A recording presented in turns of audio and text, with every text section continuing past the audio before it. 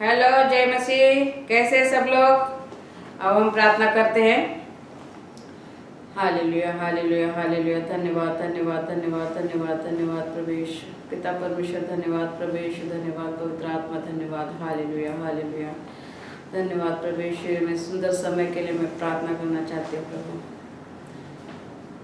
सच में प्रभु, आज का दिन आपने बनाया, इसलिए मैं धन्यवाद देती हूँ प्रवेश। इस दिन के लिए मैं आपको धन्यवाद देती हूँ प्रवेश। इस सुंदर समय के लिए मैं आपको धन्यवाद देती हूँ प्रवेश, क्योंकि आप महान हो प्रवेश। असंभव को संभव करने वाले परमेश्वर हो प्रवेश। आपकी स्तुति हो, आपकी महिमा हो प्रवेश। आपके नाम को मैं ऊंचा उठाती हूँ प्रवेश, क्योंकि आप एकमात्र जीवित परमेश्वर हो प्रवेश। धन्यवाद प्रवेश, धन्यवाद प्रवेश, धन्यवाद प्रवेश, धन्यवाद प्रवेश। आज के दिन के लिए प्रवेश, आपने मुझे प्रार्थना करने का मौका दिया, इसलिए धन्यवाद प्रवेश। प्रवेश सब कुछ जानते हो प्रवेश। इस जगत को और जगत में जो भी कुछ है प्रवेश, ये सब आपने बनाया प्रवेश। मैं धन्यवाद देती हूँ प्रवेश, इन सारी बातों के लिए धन्यवाद देती हूँ प्रवेश, जो आपने हमारे लिए सब कुछ किया प्रवेश। इस पृथ्वी पे प्रवेश, खाने पीने की चीज़ें से लेके प्रवेश, सारे बातों का आपने हमारा ध्यान रखा है प्रवेश। आज प्रवेश सब लोग कोरोना वायरस से पीड़ित है प्रवेश। मैं नहीं जानती प्रभु, आप इसको कभी ख़त्म करने वाले हैं प्रभु। अगर इससे भी आपका कुछ उद्देश्य होगा प्रवेश, हम नहीं जानते प्रभु, क्योंकि मानव जाति से आप बहुत प्रेम करते हैं। आपने अपना इकलौता पुत्र भेजा हमारे पापों के लिए। उसने बलिदान किया हमारे पापों के लिए। उसने अपना खून बहाया हमारे लिए। इतना मानव जाति से आप प्यार करते हो, मगर इस महामारी क्यों आई है और कब जाएगी हमें नहीं पता प्रभु। मैं धन्यवाद देती हूँ सारी बातों के लिए प्रवेश। धन्यवाद प्रभु। आगे का समय आपके हाथ में देते हो, यीशु मसीह के नाम से मांगती हूँ, आमीन। धन्यवाद प्रवेश, धन्यवाद प्रवेश।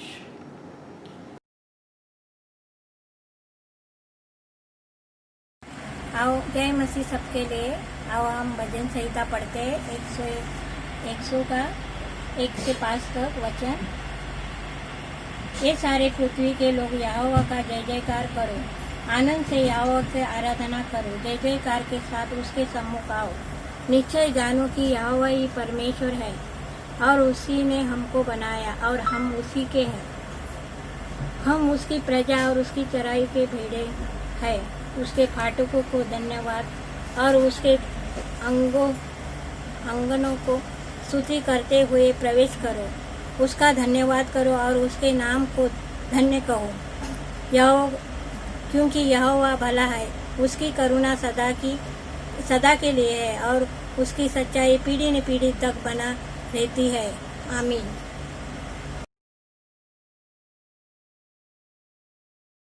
तो हम अब प्रार्थना करते हैं। Hallelujah hallelujah hallelujah. धन्यवाद धन्यवाद धन्यवाद धन्यवाद धन्यवाद प्रवेश। इस सुंदर समय के लिए हम आपको धन्यवाद देते प्रवेश। आप महान हो प्रवेश, सारे सृष्टि के मालिक हो प्रवेश। इस जीवित पृथ्वी पे प्रवेश हम सबको अपने जीवित रखा है, इसलिए धन्यवाद प्रवेश।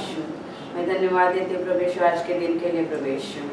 आज के दिन के लिए प्रवेश, आपने अपनी स्तुति करने के लिए, महिमा करने के लिए, आपके नाम को ऊंचा उठाने के लिए हम सबको यहाँ पे एकत्रित किया, इसलिए धन्यवाद प्रवेश। धन्यवाद प्रवेश हम सबके लिए प्रवेश, हम सबके परिवार के लिए प्रवेश। मैं धन्यवाद करती हूँ प्रवेश, आपके नाम को ऊंचा उठाती हूँ प्रवेश, क्योंकि आप ही एकमात्र जीवित परमेश्वर प्रवेश। इस प्रार्थना सभा को प्रवेश आपके हाथ में देती हूँ, हम सबको आपके हाथ में देती हूँ प्रवेश। प्रभु, आपने मुझे संभाले रखा है प्रवेश, हर एक बुराई से बचा के रखा है, इसलिए धन्यवाद प्रवेश। मेरे से जो भी पाप अपराध हुए प्रवेश, सारे पापों की मुझे क्षमा करो, आपके पवित्र लहू से धो के शुद्ध करो और प्रार्थना की योग्य बनाओ प्रवेश। धन्यवाद देती हूँ प्रवेश सारी बातों के लिए प्रवेश। आपके नाम को मैं धन्यवाद देती हूँ प्रवेश। सुंदर समय आपके हाथ में देती हूँ, यीशु मसीह के नाम से मैं मांगती हूँ, सुन और कबूल कर पिता, आमीन आमीन आमीन। धन्यवाद प्रवेश। स्वागतम पवित्र आत्मा, स्वागतम पवित्र आत्मा, स्वागतम पवित्र आत्मा, स्वागतम पवित्र आत्मा, तेरे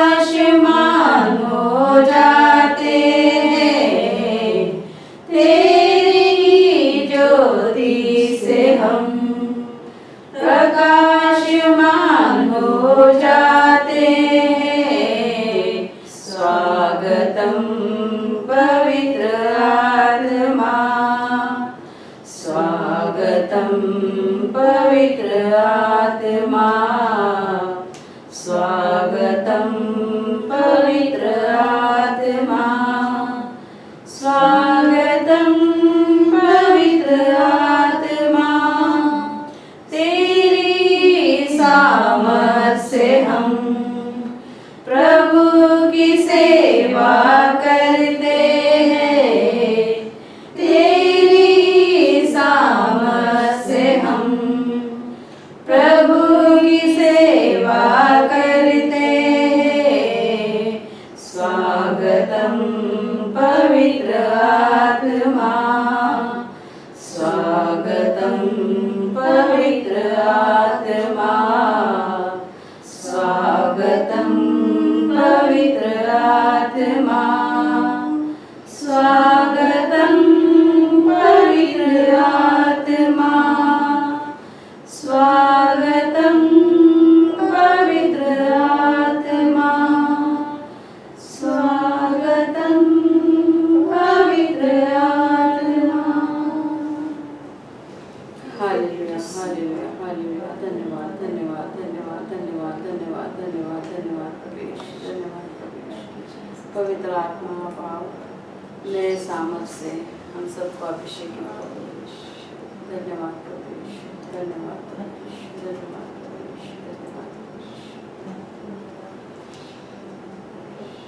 हालेलुया हालेलुया आप सब आनंदित हैं हम सब आनंदित हैं। आओ हम स्तुति करते हैं स्तुति के द्वारा परमेश्वर को हम धन्यवाद देते हैं आज का दिन यहोवा ने बनाया है हम उसमें आनंदित हो आज का दिन यहोवा ने बनाया है हम उसमें आनंदित हो प्रभु को महिमा मिले जाए हो मेरा अपमान प्रभु को महिमा मिले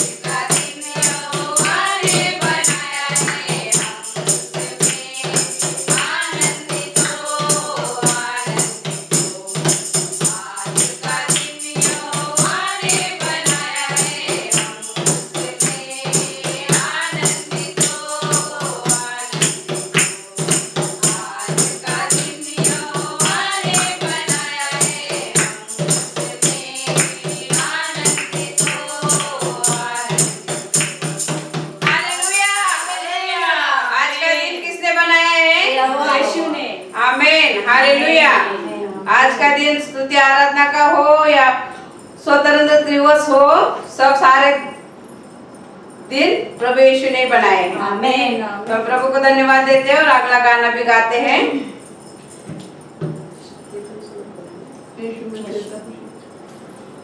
ला ला ला ला ला ला ला ला ला ला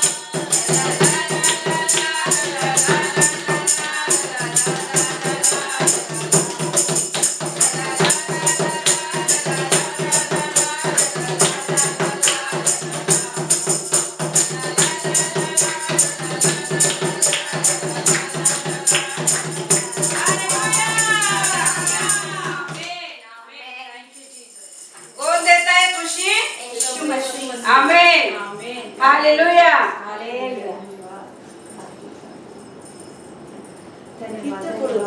धन्यवाद करते हैं पिता परमेश्वर, आपको कोटि कोटि धन्यवाद करते हैं प्रभु। आपकी महिमा हो, आपकी स्तुति हो पिता परमेश्वर। आप सर्वशक्तिमान है पिता परमेश्वर, राजाओं के राजा, सेनाओं के सेना है पिता परमेश्वर।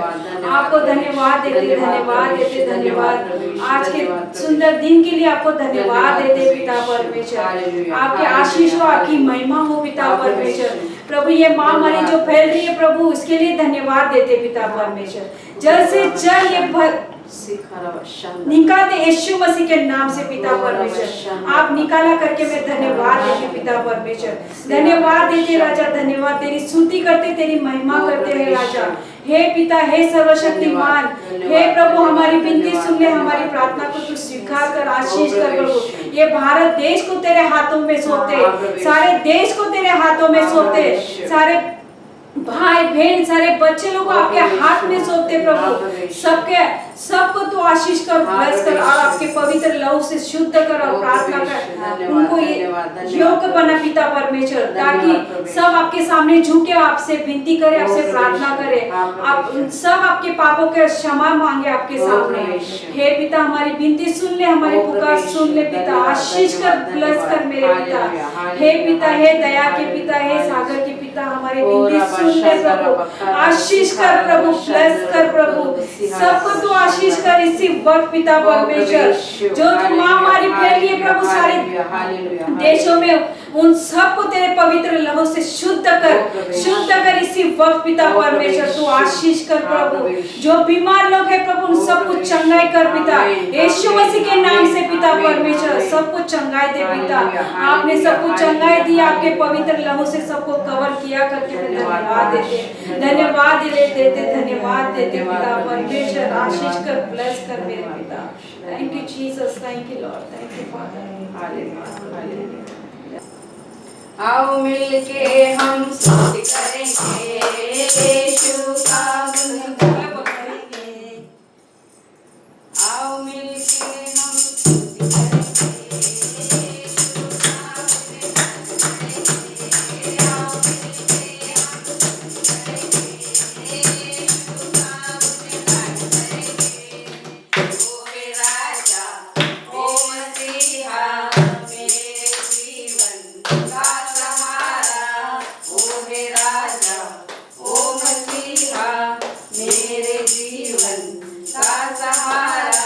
नच के गाएंगे, बजाएंगे, यीशु का गुणगान करेंगे। नच के गाएंगे, बजाएंगे, यीशु का गुणगान करेंगे।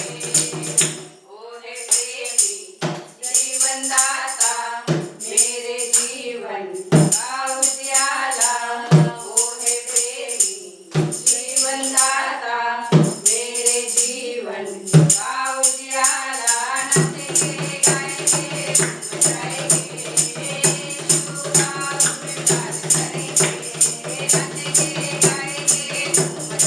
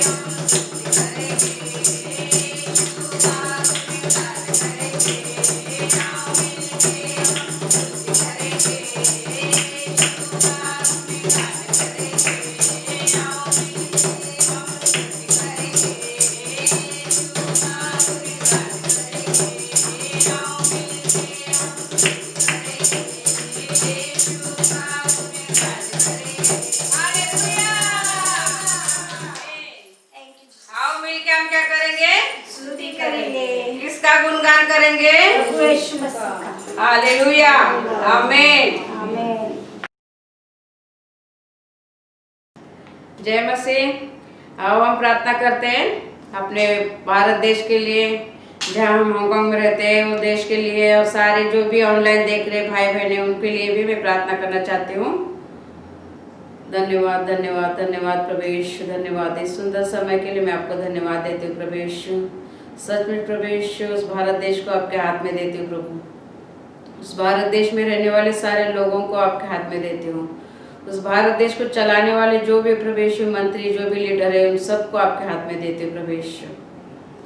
प्रभु सबको प्रभु यीशु आपके ज्ञान और बुद्धि से सबको भर दो प्रभु यीशु। आपकी इच्छा हम सबके जीवन में पूरी करो प्रभु यीशु। मैं धन्यवाद देती हूँ उस भारत देश के लिए प्रभु यीशु, भारत देश में रहने वाले लोगों के लिए प्रभु यीशु।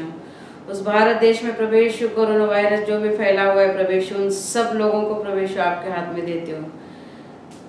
चंगाई आपके हाथ में प्रभु यीशु, ताकत आपके हाथ में प्रभु यीशु, सामर्थ आपके हाथ में प्रभु यीशु, जीवन आपके हाथ में प्रभु यीशु।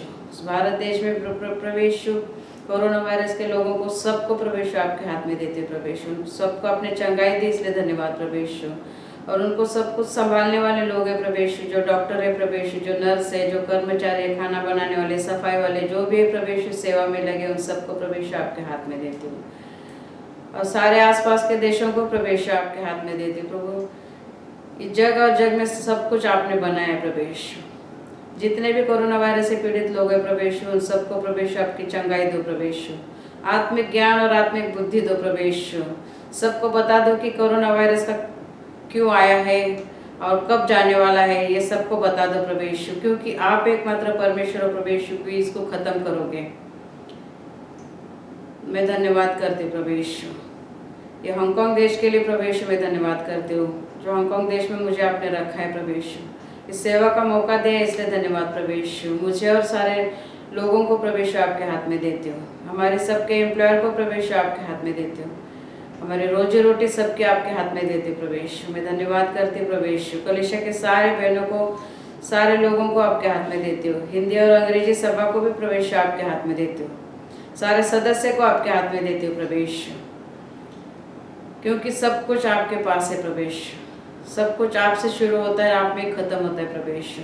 सब कुछ आप देने वाले परमेश्वर प्रभु यीशु। धन्यवाद करते प्रभु यीशु। और जो भी भाई बहनी इस ऑनलाइन में देखने वाले इस सभा को प्रभु यीशु, इस प्रार्थना को सुनने वाले प्रभु यीशु, उन सबको प्रभु यीशु आप आशीषित करो। आत्मिक और शारीरिक चंगाई दो प्रभु यीशु। सबके दिलों को आप छू लो प्रभु यीशु। सबको पवित्र ऐसा मार्गदर्शन करो प्रभु यीशु। सबको पवित्र जीवन जीने के लिए आप सहायता करो प्रभु यीशु, क्योंकि आप पवित्र है प्रभु यीशु। हमें भी पवित्र बनाओ प्रभु यीशु। मैं धन्यवाद देती हूँ प्रभु यीशु आज के दिन के लिए। मैं आपकी महिमा करती हूँ, आपके नाम को ऊंचा उठाती हूँ प्रभु यीशु, क्योंकि आप एकमात्र जीवित परमेश्वर हो, तीनों लोगों के स्वामी हो प्रभु यीशु। आप आदि और अंत, अल्फा और ओमेगा हो प्रभु यीशु। सर्वज्ञानी, सर्वशक्तिमान, सर्वव्यापी और कभी न बदलने वाले आप परमेश्वर प्रभु यीशु। आप थे, है और रहने वाले प्रभु यीशु। सदा सर्वकाल प्रभु यीशु आप रहने वाले जीवित परमेश्वर प्रभु यीशु। मैं धन्यवाद देती हूँ प्रभु यीशु। हम सबको आपके हाथ में देते हूँ प्रभु यीशु। इस कलीसिया से जुड़े सारे बहनों को प्रभु यीशु, सारे भाइयों को, सारे बच्चों को आपके हाथ में देते हूँ प्रभु यीशु। धन्यवाद प्रभु यीशु, धन्यवाद प्रभु यीशु। सारा आदर गौरव महिमा प्रभु यीशु आपको देती हूँ। यीशु मसीह के नाम से मैं प्रार्थना करती हूँ, सुन और कबूल कर पिता। आमीन आमीन आमीन। धन्यवाद प्रभु यीशु, धन्यवाद प्रभु यीशु, धन्यवाद प्रभु यीशु।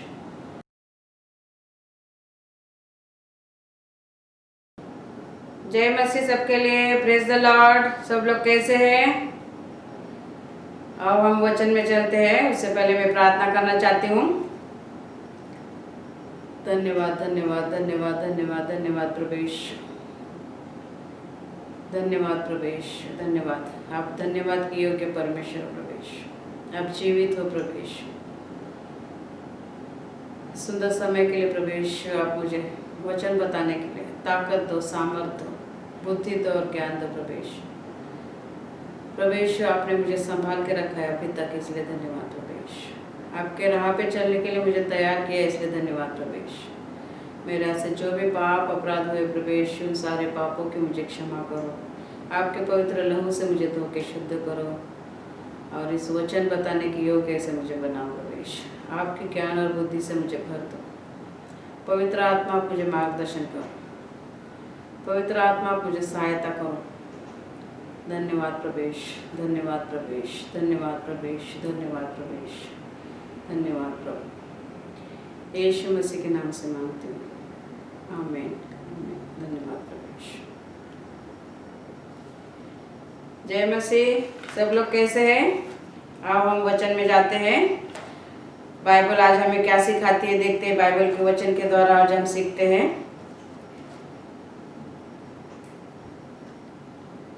आत्मिक ताकत। मैं ताकतवर हूँ, मुझे ताकतवर बनना है ना, यानी कि सबको ताकतवर बनना है, प्रभु में हमें ताकतवर बनना है। तो अब हम उस वचन को देखते हैं कि हमेशा हम बोलते हैं ना कि परमेश्वर ने हमसे प्रेम किया, परमेश्वर प्रेम है, प्रभु यीशु प्रेम है। बाइबल में हर बार बताते हैं कि प्रेम करो, एक दूसरे से प्रेम करो, एक दूसरे से प्यार से रहो, क्योंकि परमेश्वर ने हमसे प्रेम किया। यूहन्ना 3:16 में कहता है परमेश्वर का वचन, परमेश्वर ने जगत से ऐसा प्रेम किया कि उसने अपना एकलौता पुत्र दिया ताकि जो कोई उस पर विश्वास करे वो उसका नाश ना हो बल्कि आनंद जीवन पाए। तो परमेश्वर ने हमसे प्रेम किया है, तो हमें भी एक दूसरे से प्रेम करना है ना।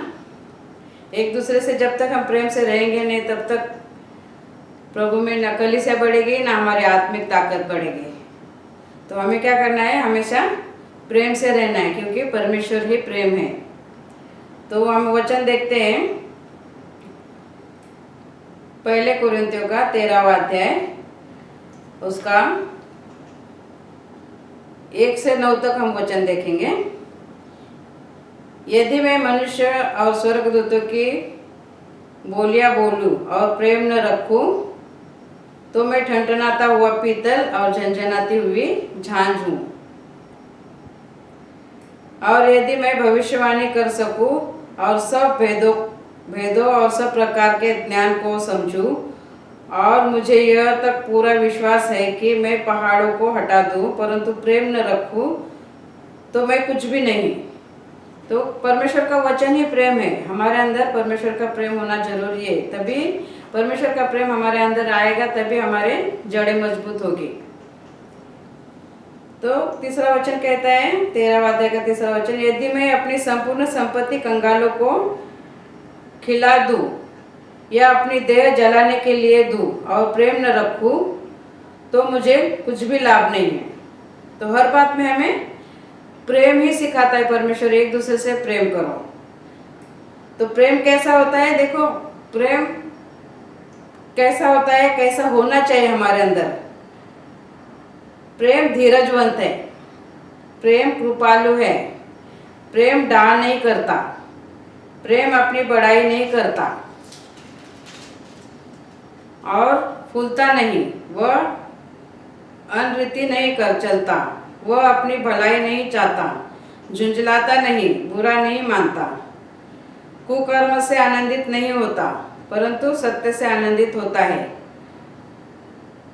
वह सब बातें सह लेता है, सब बातों को प्रतीति करता है, सब बातों की आशा रखता है, सब बातों में धीरज धरता है।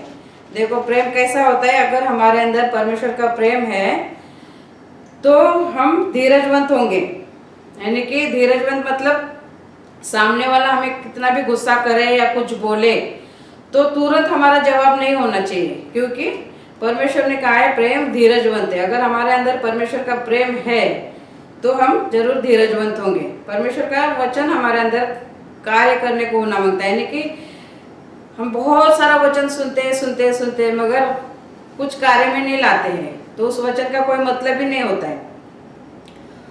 तो हम एक भी वचन लेंगे और एक वचन के लिए भी हम सोचेंगे कि चलो ये हमारे अंदर कुछ कमियां हैं, परमेश्वर का प्रेम हमारे अंदर नहीं है, तो समझ लो अभी इस वचन को हम लेके चलेंगे। अगर इस वचन हमें जब तक समझ में नहीं आता है, इस वचन को लेके हम जब तक हमारे अंदर सुधार नहीं लाते हैं, इस वचन को हमारे आचरण में नहीं लाते और हमारे अंदर से बदलाव नहीं आता है, हमारे अंदर परमेश्वर का प्रेम नहीं आता है, तब तक इस वचन का कोई मतलब ही नहीं है हमारे अंदर। कितने सारे वचन हमारे पास होंगे फिर भी उसका कोई मतलब नहीं होगा। तो फिर से मैं एक कहानी बताना चाहती हूँ। एक परिवार होता है, यानी कि माँ बाप होते हैं और उनका एक बेटा होता है, उनकी शादी हो गई होती है। तो वो लोग बहुत अच्छा सुखी परिवार, खुश परिवार, यानी कि अच्छे रहते हैं वो लोग, अपनी फैमिली में खुश रहते हैं। तो बेटे की शादी हो गई होती है और फिर से थोड़े दिनों के बाद में उनकी बहू प्रेग्नेंट होती है। तो प्रेग्नेंट होती है तो बेटा बहुत खुश होता है और बेटे का पापा यानी कि ससुर भी बहुत खुश होता है कि मेरी बहू प्रेग्नेंट है, और सास भी बहुत खुश होती है। तो बोलते हैं हमारे बच्चों का फ्यूचर, हम वो लोग का भी बच्चा पेट में ही है, फिर भी बोलते हैं हमारे बच्चों का फ्यूचर हम ऐसा बनाएंगे वैसा बनाएंगे। बहुत सी कहानियाँ जोड़ लेते हैं कि हम हमारे बच्चे को तकलीफ नहीं होने देंगे, हमारे बच्चे को हम ऐसा पालेंगे वैसा पालेंगे, बहुत खुशियाँ देंगे, बहुत सुख से रखेंगे। तो बोलता है पापा को बोलता है कि पापा मैं मेरे बच्चे के लिए मैं इतना सब कुछ करना चाहता हूँ, तो आप कुछ बोलते क्यों नहीं है? तो बोलता है मैं सब कुछ बोलूँगा, मगर वो क्या करता है, जाके 2 पौधे लेके आता है और एक बेटे को देता है, बोलता है ये तू अपना पौधा वहाँ पे लगा, एक पौधा मैं अपना यहाँ पे लगाता हूँ, देखते कि कौन से पौधे को जल्दी से फूल आते हैं या फल आते हैं। तो क्या करते हैं, दोनों जने रखते हैं, बेटा बहू क्या करते हैं, रोज झाड़ को जाके वो पौधे को जाके पानी डालते हैं। और ये पापा क्या करते हैं, हफ्ते में 2 बार 1 बार पानी डालते हैं, बोलते हैं जरूरत होगी तो डालूंगा पानी ऐसे। तो उसका बेटा बोलता है हम लोग तो, आप तो झाड़ की टेक केयर ही नहीं करते हो, यानी कि अनदेखा करते हो। जैसे हम लोगों को बच्चों को पाला था तो वैसे ही अनदेखा किया होगा, ऐसे बच्चों को पौधे को करते हो। और हम देखो बच्चा नहीं मगर पौधा लगाया है, हम कितना ध्यान रखते हैं उसका, रोज पानी देते हैं, रोज उसकी टेक केयर करते हैं, ऐसा बोलता है। फिर एक दिन हवा आती है, बहुत ऐसा तूफान आता है। तो क्या होता है, सुबह उठ के देखते, रात को तूफान आता है, ऐसे हवा आती है, तो वो सुबह देखते उठ के तो वो बेटे ने जो लगाया हुआ पौधा होता है वो हवा से उड़ के गिर जाता है साइड में, और जो बाप ने लगाया हुआ जो पौधा होता है, पेड़ होता है, वो ऐसे रहता है अच्छा। फिर बाप बोलता है, बेटा बोलता है आके कि पापा मैंने तो झाड़ लगाया था, पौधा लगाया था, बढ़ भी गया अच्छे से, कितना बड़ा भी हो गया, और तुमने लगाया इतना बड़ा भी नहीं हुआ, मगर मेरा इतना बड़ा पेड़ लगाया हुआ हवा से उड़ गया, और तुम्हारा पेड़ इतना कैसे, हवा से इतनी हवा आई, इतनी तूफान आई, तो हमारा झाड़ पेड़ गिर गया, मगर तुम्हारा क्यों नहीं गिरा? तो पापा बोलता है हमारा झाड़ इसलिए नहीं गिरा है कि हमने उसको थोड़ा ही पानी दिया है। क्यों दिया है पानी? कि पानी की खोज में वो झाड़ के जो ये होते हैं ना, रूट्स बोलते हैं, जैसे मराठी में मूल, जैसे कि ऐसे देखो अभी तुम लोग रोज पानी डालते थे तो वो झाड़ ऊपर के ऊपर ही फल रहा था, उसकी जड़ें मजबूत नहीं हुई थी। और मैं कम पानी देता था तो पानी की खोज में वो झाड़ की जो मूलियाँ होती है ना, वो पानी की खोज में जमीन के अंदर अंदर अंदर जा रही थी। जब तक उसको पानी नहीं मिले तब तक वो पानी की खोज में जा रही थी। तो इसीलिए आजकल के बच्चे लोग भी ऐसे सोचते हैं कि हमारे माता पिता ने हम लोगों को कभी मोबाइल नहीं दिया, कभी टीवी देखने के लिए नहीं दिया, कभी वीडियो गेम खेलने के लिए नहीं दिया, मगर हमारे बच्चों को हम सारी सुख सुविधाएं देते हैं। मगर हम ये नहीं सोचते हैं कि हमारे माँ बाप ने हमें इतना स्ट्रांग बनाया है कि कितनी भी आंधी आए, कितने भी तूफान आएंगे तो हम स्ट्रांग खड़े रहेंगे। और हमारे बच्चे स्ट्रांग नहीं होंगे, थोड़ी भी तकलीफ आएगी तो परेशान हो जाते हैं। वैसे ही परमेश्वर का वचन है, हम बहुत सारा वचन हमारे, देखो मुँह जबानी बाइबल याद होगा हमारे पास, और वो हमारे आचरण में नहीं है, उस वचन के मुताबिक हम चलते नहीं हैं, उस वचन के मुताबिक हमारा आचरण नहीं है, परमेश्वर का प्रेम हमारे अंदर नहीं है, तो हमारे पास पूरा मुँह जबानी बाइबल हो के भी उस वचन का कुछ फायदा ही नहीं है, उस बाइबल का भी कुछ फायदा ही नहीं है। तो हमारा एक भी वचन होगा वो हमारे जीवन में, जैसे बताया है कि प्रेम, परमेश्वर का प्रेम हमारे अंदर नहीं है, एकदम मजबूती से हम परमेश्वर में खड़े नहीं हैं, तो उस वचन का क्या फायदा? तो उस वचन को लेके हमें मनन करना है, उस वचन के मुताबिक हमें चलना है। अगर हम उस वचन को लेके चलेंगे तो हमारे जड़ें मजबूत होंगी। ऐसा नहीं कि बहुत सारे वचन हमें मुँह जबानी याद है मगर वो वचन को हम पालन ही नहीं करते, तो उस वचन का क्या फायदा ना? उतना वचन हमें जानकारी रख के क्या फायदा? तो हमारी जड़ें मजबूत होनी चाहिए, वचन हमारे जीवन में कार्य में जब तक हम लाते नहीं है उस वचन का मतलब ही नहीं है। यानी कि प्रभु यीशु आने वाले हैं। बहुत सालों से भविष्यवाणी हो रही थी। अगर प्रभु यीशु इस दुनिया में नहीं आते, मारे जाते और गाड़े जाते और तीसरे दिन जी नहीं उठते, अगर वो भविष्यवाणी अगर प्रभु यीशु आने पे पूरे अगर नहीं आते प्रभु यीशु, तो वो लिखावट झूठी ठहर जाती। वैसे ही जो भी वचन है परमेश्वर का हमारे जीवन में उसको कार्य में लाना है तो हमारी जड़ें मजबूत। अगर हमारी आत्मिक ताकत हमें जब बनानी है, आत्मिक जड़ें हमारी मजबूत बनानी है, तो हमें प्रेम रखना है। प्रेम पे ही सारा बाइबल आधारित है। प्रेम हमारे अंदर मजबूत होना चाहिए। भले हम बहुत सारा वचन जानते हैं मगर उस वचन को हमारे जीवन में हम कार्य में नहीं लाते तो उस वचन का कुछ मतलब ही नहीं होता। इसलिए हमें क्या करना है, थोड़ा ही सीखना है मगर उसको हमारे जीवन में कार्य में लाना है। जैसे जड़ें मजबूत हमारी बनानी है। जड़ें मजबूत नहीं होगी तो जरा सी भी परेशानी होगी, दुख आएगा, संकट आएगा तो हम प्रभु से दूर हो जाएंगे। और कोई कुछ हमें भड़काएगा, भरमाएगा तो हम प्रभु से दूर हो जाएंगे। तो हमारी जड़ें मजबूत, हमारे आत्मिक जड़ें मजबूत होनी जरूरी है। तो परमेश्वर का प्रेम हमारे अंदर होना चाहिए। तो परमेश्वर का प्रेम भी कैसे हमें दिखाना चाहिए लोगों, हमारे अंदर से परमेश्वर का प्रेम दिखना भी चाहिए। क्योंकि परमेश्वर का प्रेम जब तक हमारे अंदर से दिखेगा नहीं तब तक लोग भी कैसे विश्वास करेंगे ना। तो इसके लिए देखो याकूब का 2 अध्याय उसका 14 वचन देखेंगे। क्या कहता है परमेश्वर का वचन,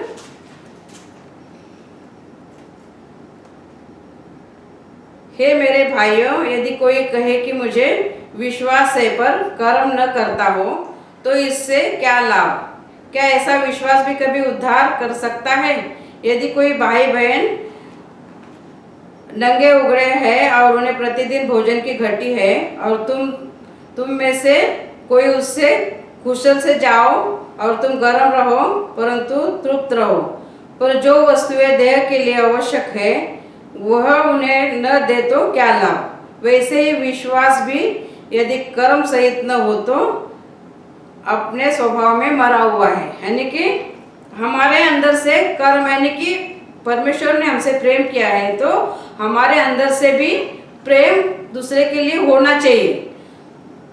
तो देखो प्रेम हमारे अंदर से कैसे होगा, यानी कि किसी की भी मदद की जरूरत है तो हम मदद के लिए तैयार हो जाते हैं। वो परमेश्वर का प्रेम हमारे अंदर है, इसीलिए हम वो दूसरे की मदद करने के लिए तैयार हो जाते हैं। यानी कि जरूरतमंदों की जब जरूरत के लिए हम खड़े हो जाते हैं तो वो परमेश्वर का प्रेम हमारे अंदर से हम दूसरों को दिखाते हैं। उसका मतलब यानी कि हमारे अंदर से जो यानी कि विश्वास और कर्म, यानी कि हम तो विश्वास करते हैं सारी बातों में, परमेश्वर प्रेम है और वो प्रेम हमारे अंदर लागू करने के लिए और हमारे अंदर परमेश्वर का प्रेम है ये दिखाने के लिए हमें कार्य में लाना है। देखो किसी के साफ साफ लिखा है, किसी को कोई चीज की जरूरत है। अभी यहाँ पे लिखा है यदि कोई भाई या बहन नंगे उगाड़े हैं और उन्हें प्रतिदिन की भोजन की घटी है और तुम में से कोई उनसे कहे कुशल से जाओ और तुम गर्म रहो, यानी कि उनको जो चीज की जरूरत है वो हम नहीं देते हैं तो परमेश्वर का प्रेम हमारे जीवन में हमें कार्य में नहीं लाया और हमने वो प्रेम हमें जो परमेश्वर से मिला है हमने वो दूसरे को नहीं दिया। यानी कि हमें आत्मिक जड़ें हमारी मजबूत है प्रेम में,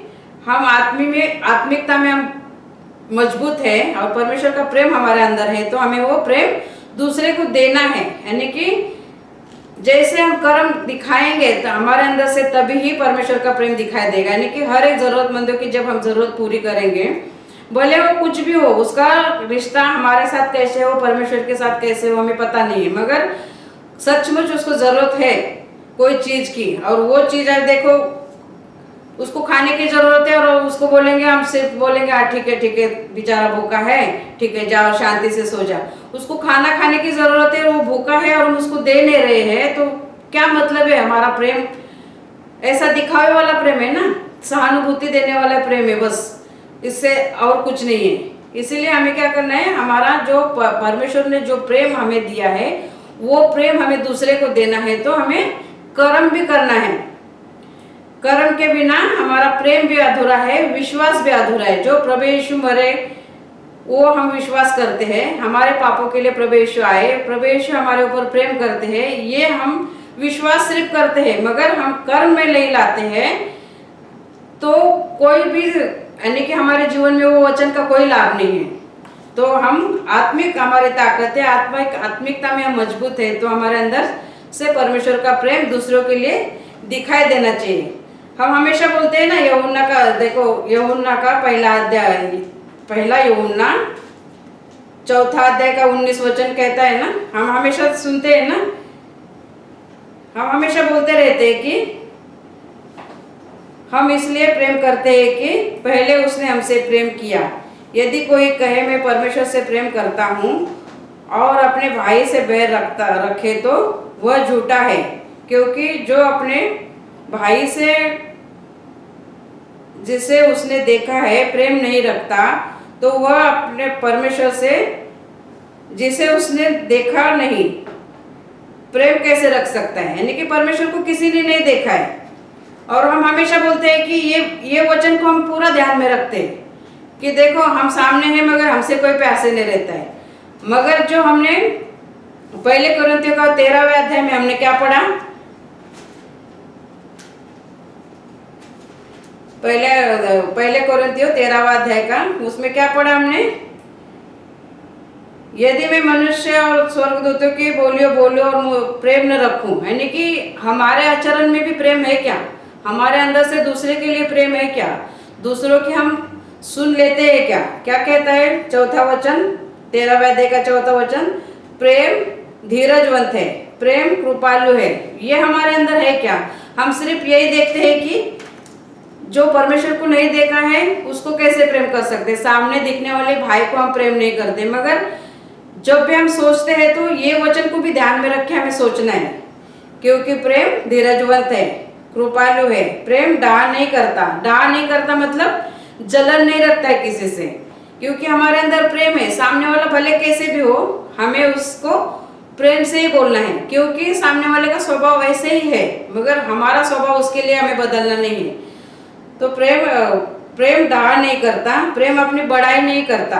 यानी कि बड़ाई का मतलब यानी कि मुझे कुछ आता भी है तभी भी हमें दिखाना है, परमेश्वर की सेवा में हमें लगाना है उसको, सिर्फ लोगों को दिखाने के लिए नहीं। मैं बाइबल पढ़ती हूँ, मैं प्रार्थना करती हूँ, मैं सब कुछ करती हूँ, ऐसा हमें बड़ाई नहीं मारते घूमना है, क्योंकि परमेश्वर का प्रेम कहता है कि प्रेम अपनी बड़ाई नहीं करता और वो फूलता नहीं, वह अनरीति नहीं चलता, वो अपनी भलाई नहीं चाहता।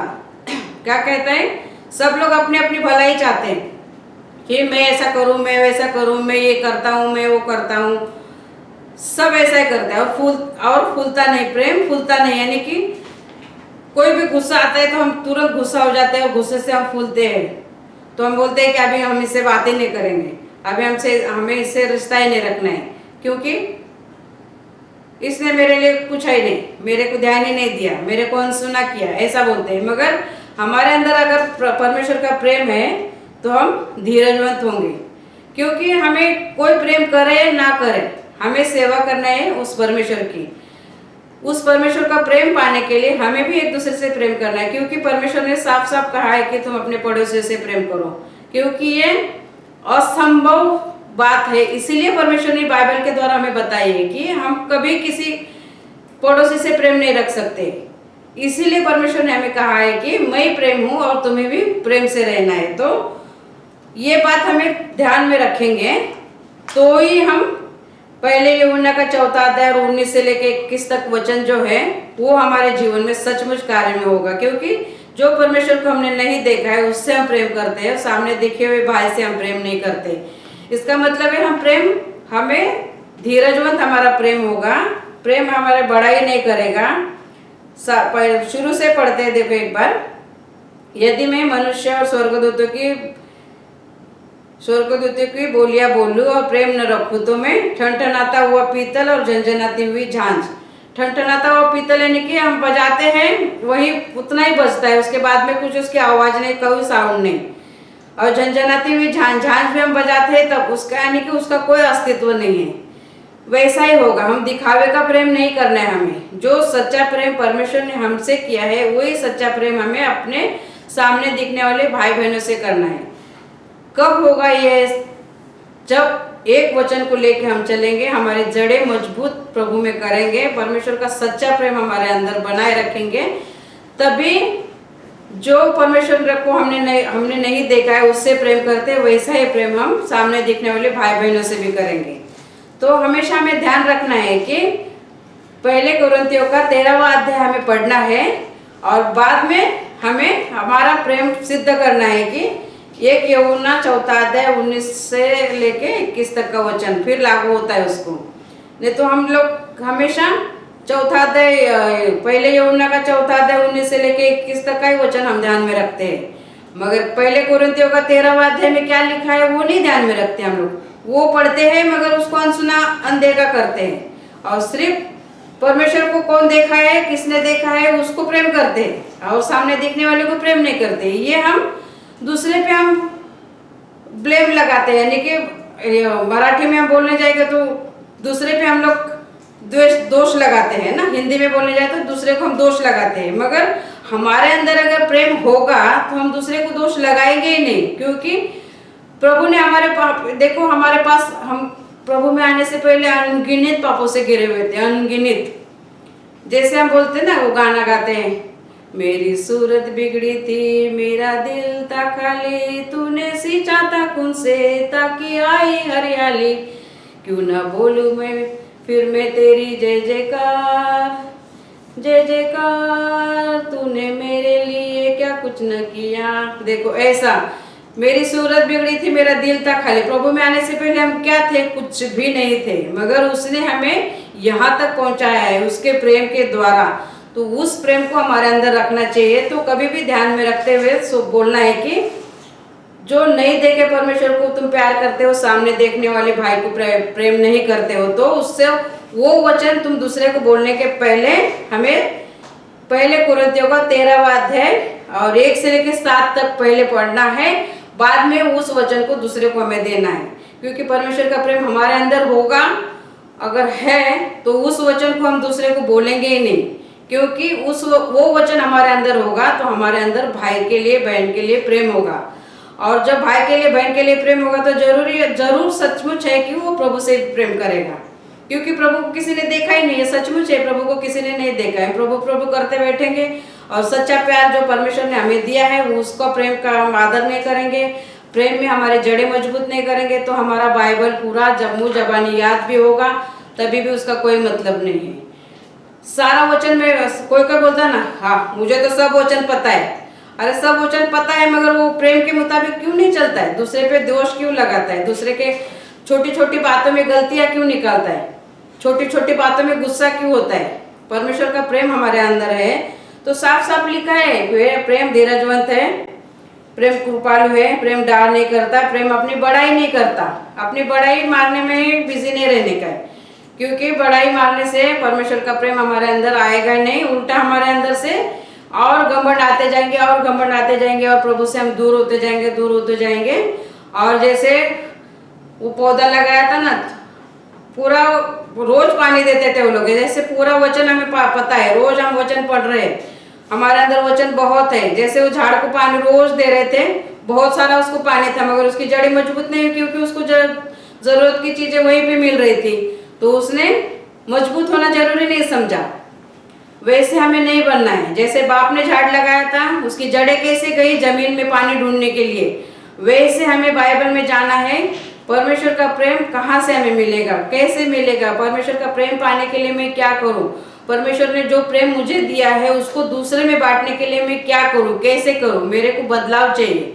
ये बदलाव हमसे नहीं होगा, उससे होगा, परमेश्वर से होगा, क्योंकि उसने हमें चुना है, उसने हमें बदला है।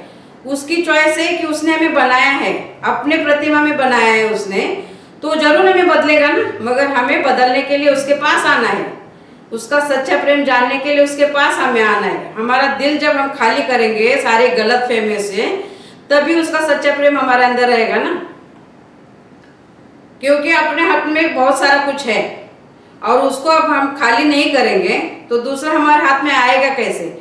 बुराइयों से, सारे गंदगी से हमारा दिमाग भरा हुआ है, तो परमेश्वर की प्रेम की बातें हमारे दिमाग में रहेगी नहीं।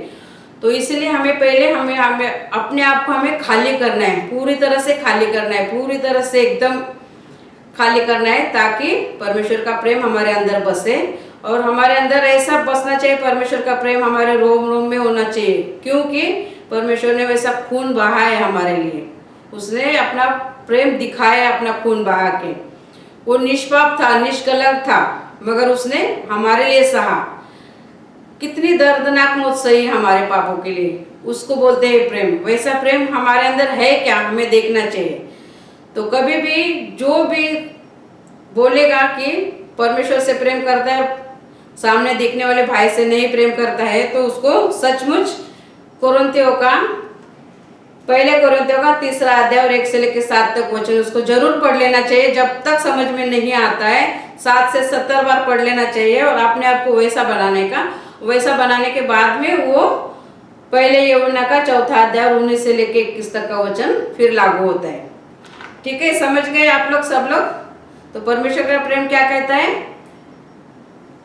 सबसे प्रेम करो क्योंकि मैंने तुमसे प्रेम किया है। पहले उसने हमसे प्रेम किया है, बाद में हमने उससे प्रेम किया है। तो हम क्या कहते हैं कि दूसरा वो तो मेरे से प्रेम ही नहीं करता है, वो उसने बात नहीं किया तो मैं क्यों करूं? मगर परमेश्वर ने देने से शुरुआत की है, तो हमें भी देना है। सामने वाला भले बात नहीं करता, फिर भी उसको बोलने का है रुका के, क्या रे भाई, कैसा है तू, कैसा काम चल रहा है, कैसा है, क्या हाल है, सब लोग कैसे, बच्चे कैसे, बस इतना ही पूछना है। तो अपने आप ही जाता हुआ भी बोलेगा ही ना, बोलेगा क्यों नहीं बोलेगा? क्योंकि परमेश्वर का प्रेम हमारे अंदर है, तो हमें भी दिखाना है। जब तक हम परमेश्वर का प्रेम हमारे अंदर से लोगों को दिखाएंगे नहीं, उस प्रेम को हम कार्य में नहीं लाएंगे, तब तक लोगों को भी दिखेगा नहीं कि सचमुच जिंदा परमेश्वर के बच्चे हैं, जो परमेश्वर के वचन के मुताबिक चलते हैं और दुनिया से अलग इनका रहन सहन है। क्योंकि परमेश्वर का प्रेम हमारे अंदर है, तो हम हर एक बुराई से अलग जाएंगे, हर एक गंदी बातों से हम अलग जाएंगे। क्योंकि परमेश्वर का प्रेम ऐसा कहता है कि सारी बातों से हम अलग जाएंगे। वह पहले कोरिन्थियों का 13वां अध्याय का 5वां वचन क्या कहता है? वह अनरीति नहीं चलता, वह अपनी भलाई नहीं चाहता, झुंझलाता नहीं, बुरा नहीं मानता। यानी कि झुंझलाता नहीं, यानी कि कोई भी नहीं किसी के साथ अच्छा बर्ताव करता है तो ऐसा लगता है ना, हाँ उसके साथ अभी बहुत घुस गया है, वो उसके साथ ही बहुत अभी जम रहा है उसका, मेरे तो ध्यान ही नहीं देता है कोई, मेरे को कोई पूछता ही नहीं है। ऐसी जलन नहीं होनी चाहिए, क्योंकि परमेश्वर का प्रेम हमारे पास है। मेरे लिए भी परमेश्वर वही है, तुम्हारे लिए भी परमेश्वर वही है। मेरे लिए भी उसने खून बहाया है, तुम्हारे लिए भी खून बहाया है उसने। तो हमें झुंझलाना भी नहीं है और बुरा भी नहीं मानना है। कुकर्म से आनंदित नहीं होता, परंतु सत्य से आनंदित होता है। यानी कि कोई भाई बहन अपनी पहचान वाली है और वो गलत सलत काम करती है, तो हमें उसको देख के दुख होना चाहिए, क्योंकि वो पाप में है। उसको पाप में से निकालने के लिए हमें परमेश्वर का प्रेम उसको दिखाना है कि प्रभु यीशु ने तेरे लिए मेरे लिए अपना खून बहाया है। वो निष्पाप है, हमें भी निष्पाप होना है। क्योंकि परमेश्वर निष्पाप है, तो हमें भी निष्पाप होना है। निष्पाप हम जब होएंगे तभी परमेश्वर का आत्मा हमारे अंदर कार्य करेगा, और परमेश्वर का आत्मा हमारे अंदर होगा तो सचमुच परमेश्वर का प्रेम भी हमारे अंदर आ जाएगा, और वो प्रेम के द्वारा हम दुनिया को जीत सकते हैं। क्योंकि प्रेम सच्चा है, प्रेम में कोई खोट नहीं होनी चाहिए।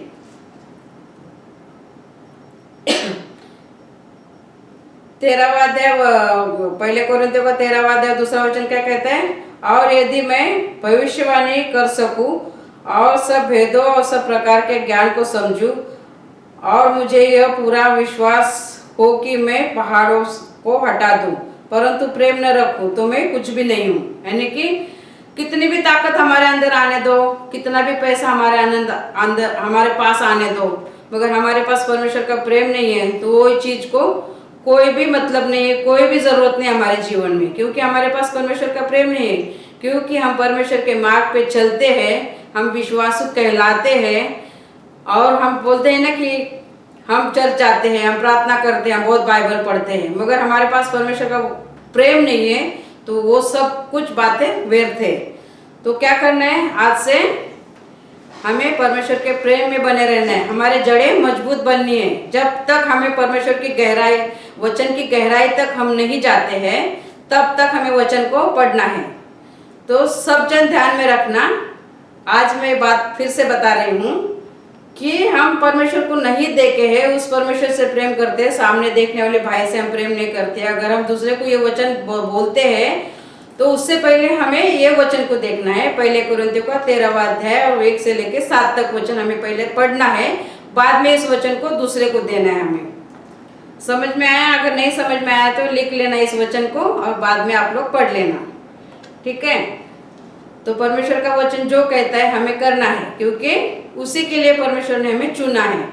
तो जिसने हमें चुना है, जिसने हमें दुनिया से अलग किया है, तो उसका काम हमें ईमानदारी से, सच्चाई से और प्रेम से करना है।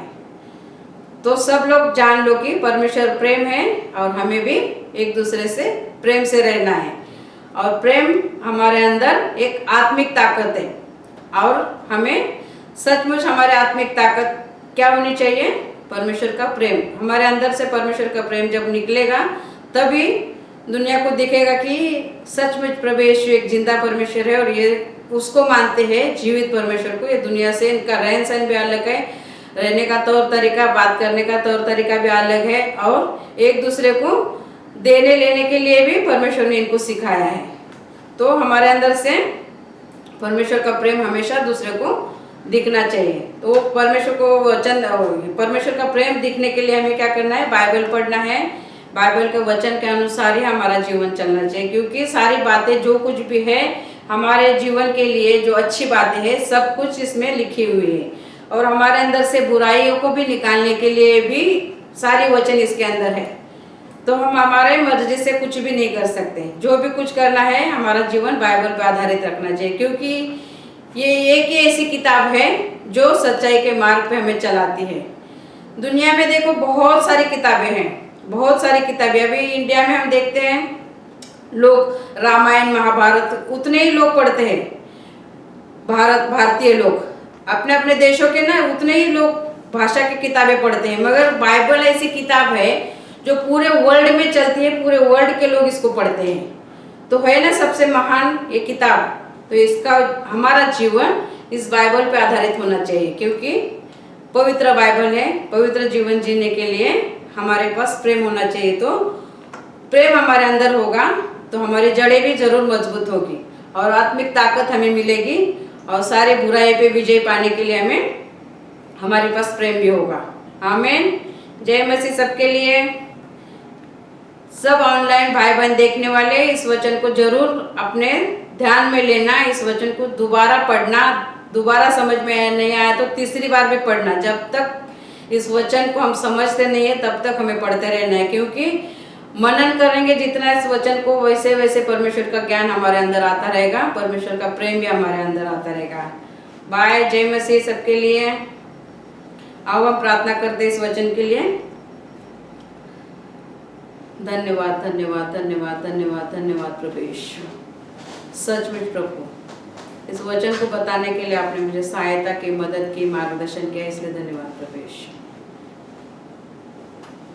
इस वचन को सुनने वाले, देखने वाले, जो भी ऑनलाइन देखेंगे प्रभु यीशु, उनको सिर्फ सुनने वाले नहीं मगर इस वचन के मुताबिक चलने वाले बना प्रभु।